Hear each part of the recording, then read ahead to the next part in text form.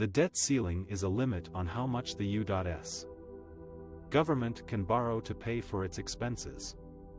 It was first created by Congress during World War I to give the Treasury Department a blanket authorization to borrow money up to a set amount. The current limit is $31.4 trillion, which was reached in almost every year. The U.S. government spends more than it collects in taxes. This is called the deficit. To make up the difference, it borrows money from investors, both domestic and foreign, by issuing bonds and other securities. This borrowing accumulates over time as the national debt. The debt ceiling does not control how much the government spends or taxes. It only controls how much it can borrow to pay for what it has already spent or committed to spend. Therefore, raising the debt ceiling does not authorize new spending, but only allows the government to pay its existing bills. If Congress does not raise the debt ceiling in time, the Treasury Department will run out of money and will not be able to pay all of its obligations, such as interest on the debt, Social Security benefits, military salaries, and contracts with private companies. This would cause the U.S. government to default on its debt for the first time in history. A default would have severe consequences for the U.S.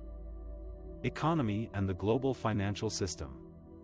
It would damage the creditworthiness and reputation of the U.S., making it harder and more expensive to borrow money in the future. It would also trigger a sharp drop in the value of the U.S. dollar, a spike in interest rates, a plunge in stock markets, and a loss of confidence among investors, businesses, and consumers. It could also spark a recession or even a depression, affecting millions of jobs and livelihoods. To avoid these catastrophic outcomes, Congress and the White House need to reach an agreement to raise the debt ceiling before it is too late. However, this is easier said than done, as there are deep political divisions and disagreements over fiscal policy and spending priorities. In recent years, some Republicans have used the debt ceiling as a leverage point to demand spending cuts or other concessions from Democrats. This has led to tense negotiations and brinkmanship that have threatened to push the U.S. to the edge of default. The current deadline to raise the debt ceiling is early June 2023, according to Treasury Secretary Janet Yellen. She has warned that if Congress fails to act by then, there will be hard choices to make about what bills go unpaid. She has also urged Congress to act responsibly and swiftly to protect the full faith and credit of the U.S., as well as its economic recovery from the COVID-19 pandemic. The debt ceiling is not only a legal limit, but also a political test for the U.S.